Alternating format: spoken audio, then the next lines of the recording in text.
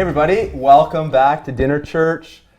We are really excited to have Melinda Esterbrook's back with us. Are you really? We are. So Okay. Melinda has been a part of some other Dinner Church series before that maybe you've checked out, maybe you haven't, but we're really glad to have you back on this series, looking at the Sermon on the Mount. Thank you. It's good to be here. So, yeah, we didn't bother you too much on the last round, so at least you're back again, so that's good. I know. I can't believe I am back. No, it's so good. I was like, We were like, there's no way she's coming back. Yeah. We wrecked back. Yeah. So, no, good to have you back. So, continuing this ethic that Jesus is instilling and what it looks like to be the people of God, this teaching that he's giving, and already in this series we've covered all kinds of topics, and today is a big one, and we're calling it Till Death Do Us Part? Question mark? Talking about divorce, which is a big thing for us to chat about. So I often start with some kind of a hook or image, but as I was thinking about it, I'm like, I don't have a funny story. There's no funny story about divorce. There's no way to say like, hey, like when I was 14, because even growing up, it was, I had friends whose families, parents got divorced, and it was always heavy and sad, and it felt like something that was so hopeful had come to the point where it was no longer possible. Every situation is different. And even in the church, I remember the first time I came across a couple who got divorced. It was like very, at least in the context I grew up in, it was like, oh, what do you do with that, right? Because in those days it was happening, but the church was still trying to figure out how to respond well, and sometimes did not respond well. So anyways, we're talking about divorce and what Jesus has to say about it. Still, it was important then when he was talking to them about it, and we can talk about some of the cultural context. Still important for us today. yeah. Whether you're a follower of Jesus or not, it's when you get married, we know like how sometimes relationships go. So it's something that's important for us to talk about. Yes. How do we approach that as followers of Jesus today?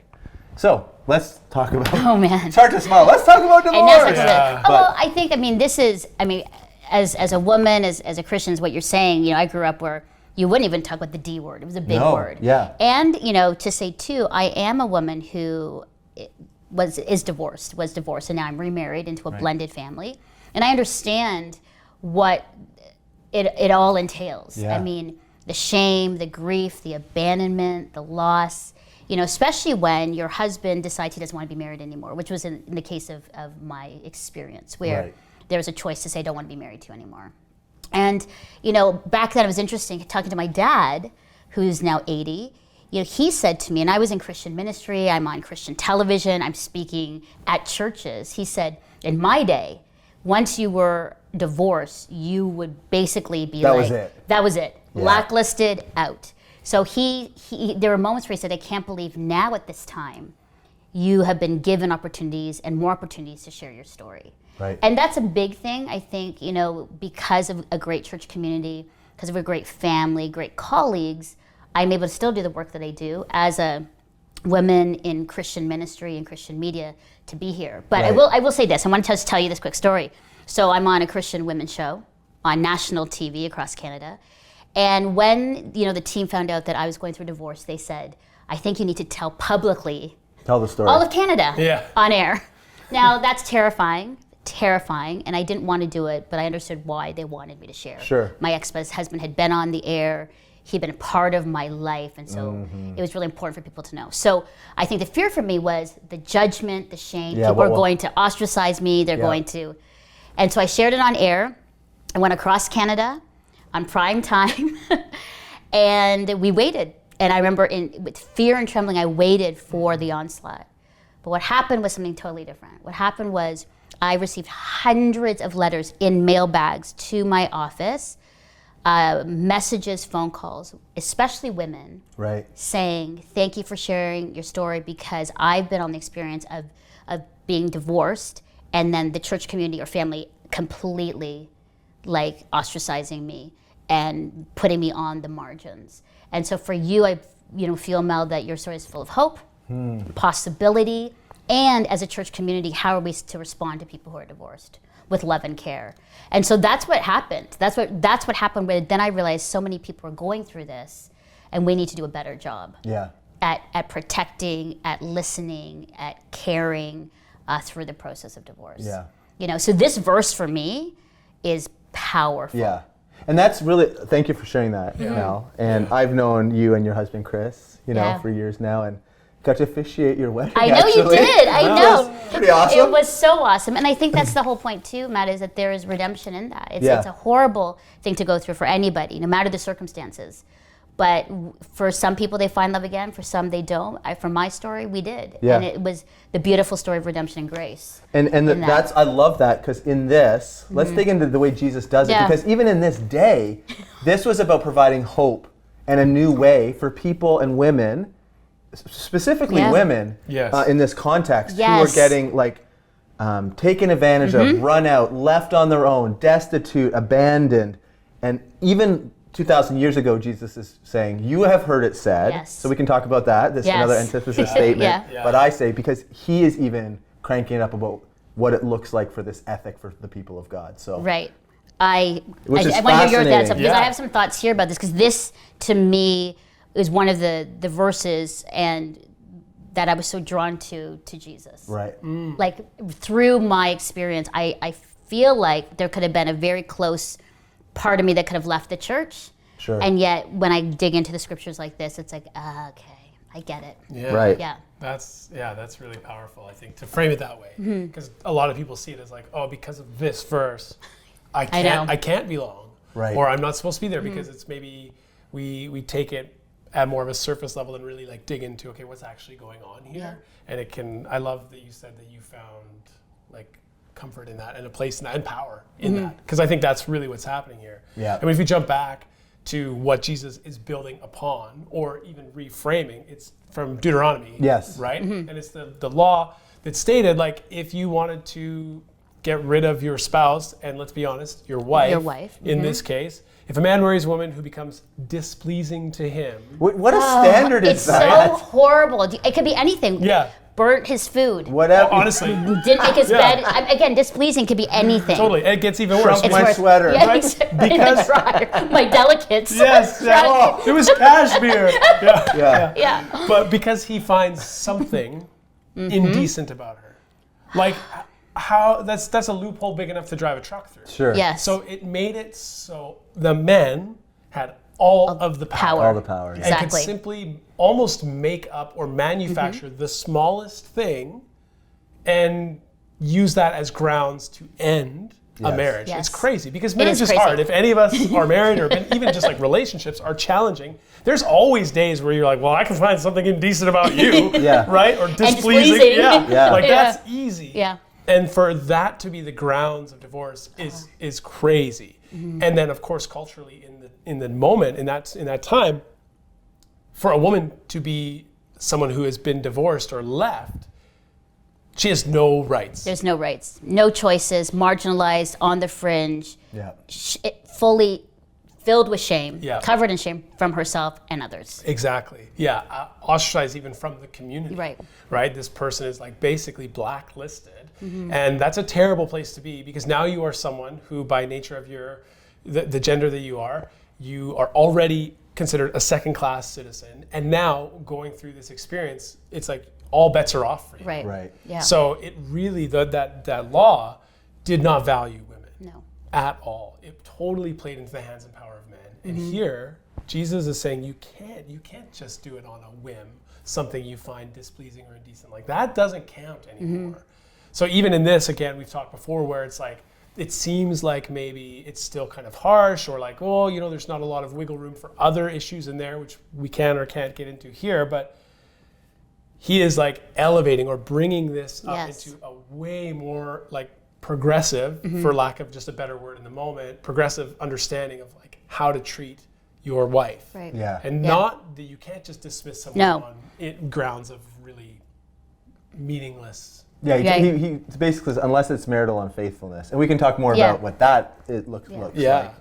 But unless it's that standard, so he's eliminating all the other options to escape, if you will. Yes. Yeah, and I love this part, because it says, anyone who divorces his wife, the base level is you give her a certificate of divorce. There you go. But I tell you, and he goes on, but this is the most powerful, and I underlined it. But I tell you, anyone who divorces his wife, except for sexual immorality, makes her the victim. Yes. Okay, I'm going to pause on that. Now, it makes her the victim. Which for as a woman, it's like you said, Dean, men had all the power. Yeah. Men today still have a lot of power. And yet here, by your decision, you make her the victim. By your lack of love and care, by your lack of selflessness, your actions will dictate a woman's life for the rest of her life. And it's like you make her the victim. Because we know that by your decision, you will put her out on the street and she will have that big scarlet letter on her forever, which means she can't get a job. She's on the fringe. She might not be able to be married. She'll have to do jobs to make ends meet. Yeah. The community won't accept her. And I think that's really key for me in this verse where Jesus is like, do you understand that your actions matter? That the people in power, the powerful people, your actions matter and make a lasting impression, good or bad, to those that are most vulnerable, that have no agency and are on the fringe. Yeah. And to me, I'm like, Jesus, like he's really calling it out. Yes. I know a lot of people say this is about marriage, and it is, but I think it's even greater on people with power. Because you make her the victim of adultery, you make her the victim by the decision you make, and you make her the victim. And it's something I think for a lot of women, that's real. Yeah. You know, we've had, and again, in the last years, we've been confronted with men in power, whether that's in corporate or in the church, making women the victim, and then what that has then proceeded to do for church, for women, for all kinds of things. So I think you're right. I think this is Jesus saying, whoa, people of power, take a look, your decision matters. Right, yeah, it's absolutely. huge. Yes, and it's in keeping with, what we've been looking at, not only in the Sermon on the Mount here, and this call to like a higher ethic, the value of relationship, valuing the other as an image bearer of the divine, and also like Jesus' whole ministry. Like if you've had an opportunity to look at the things he's done, and specifically the people and places he goes to elevate, it's always the ones that have been the powerless or the marginalized. So when we look at it this way, we see that, he is pointing out that yes, you with power have like a greater responsibility to care for the other, and that like working to elevate the status of someone who would be otherwise kind of like relegated to the margins. This is his whole MO, right? Taking the power and flipping the structures and empowering people who have typically been overlooked, underprivileged, and otherwise seen as less than human. Can I expand a little bit? So this is awesome, and we admit we're not going to do this justice. Sometimes we feel like we've wrapped it up well to hand over to the dinner churches. Other times I often feel, and I think this is one of those times, we're just not going to have enough time. Yeah. But with a few moments here, Jesus mentions this, a rational reason would be marital unfaithfulness. And the church, to be honest, has sometimes used that and done a terrible job, because they would say, well, there's been no marital unfaithfulness here, therefore you should not, there's no biblical reason for you to be divorced. And I want to just talk to this for a minute, because what it fails to do, what it does is it goes to a letter of a law, like, did this person do this with another person? Well, then you can't.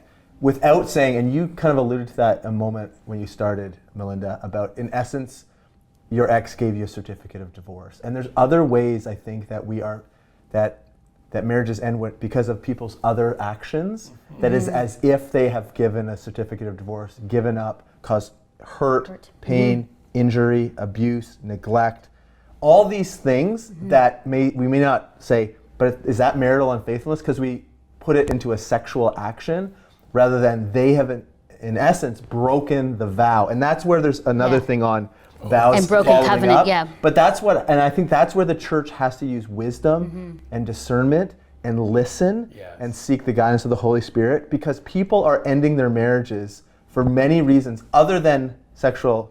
I mean, that may also happens. I'm definitely not saying that. Yeah. But where we would say, well, there's no grounds, and I'd be like, there is grounds here. Look at the abuse, the pain, the neglect, the harm. They've essentially given. Am I right in saying that? Like, I feel like that has to be acknowledged. And I think the church generally is getting better at saying there's more than just, Jesus was leading us that way, and we're continuing to like understand what this means to care and walk with each other through life stuff and relationships. And I think it's important, because I think breaking covenant is that. We've always thought, I grew up, breaking covenant was just if you had infidelity. Right. But like you said, abuse, and neglect and all forms of things, those are conversations within community we need to have. Yeah, we do. You know, because I've seen scenarios with women that have had to leave, you know, and have had to end relationships because of harm done to them and their children. And the church may say, no, you have to stay there. Exactly, and we've heard that. We've heard that. Yeah. And you know that the need, like I said, you know, when I announced that I was going through a divorce, you know, if I could read those letters of absolute pain, and I think what hurt me the most was, it was the pain of people being ostracized from community. Especially with me, the thing you need the most is community. Yes. To carry you through this, because you cannot do this alone. And if anybody is going ever through a divorce or a break in a marriage, we as a community need to lift and care and you know almost like protect from shame that can be and judgment placed on somebody when they go through something like this. And so I think, again, just back to Jesus, which I love, it's like we know the base thing, hand them their certificate. But I'm going to say to you, this is about power and relationship and care and acknowledgement about actions matter and decisions matter for those. And so, you know, again, I'm here because of an incredible church community that rallied and cared for me. That honestly, I say that all the time, that is why I'm here. Yeah. Well, I think that's really important, because when you look at it, it's like even the most amicable of divorces, there is so much pain. Oh, yeah. It's not like people choose this willy-nilly. No. This is not something that it's just like a flippant, well, you know what? No. It is, like I say, even in the most amicable ones that I can think of, there is a lot of pain and a lot of hurt. And it's always so curious and upsetting to me when it happens in the context of a faith community, and the opposite of your story is true, where people feel like, not only have I lost a marriage and a spouse and, you know, interruptions to family life and all of the things that go with it, but now to say, in my hardest moment, when I'm at my lowest, now I'm also removed from the community that extols the virtues of redemption and restoration and forgiveness and acceptance. Well, all of that is true, except this thing happened in your life, so now you can't be part of us. Like, it's wild that people following Jesus would choose a non-merciful approach, a non-restorative, redemptive approach to someone who, in that moment, needs it the most, right? Like, so, but it's one of those curiosities where you look at it and go, someone is trying. They're trying to follow and do the right thing, but they're almost bound by, you know, this like legalistic thinking that they cause more pain, even though that maybe isn't the intention, but it happens. Yeah. Okay. That's so much. It's a heavy one, and we didn't even we barely got into it. But again, our intent is to prime the conversation, throw it to you in your dinner churches. Be kind to each other, love each other, listen to each other's stories, and enjoy the conversation around the table. Till next time, peace.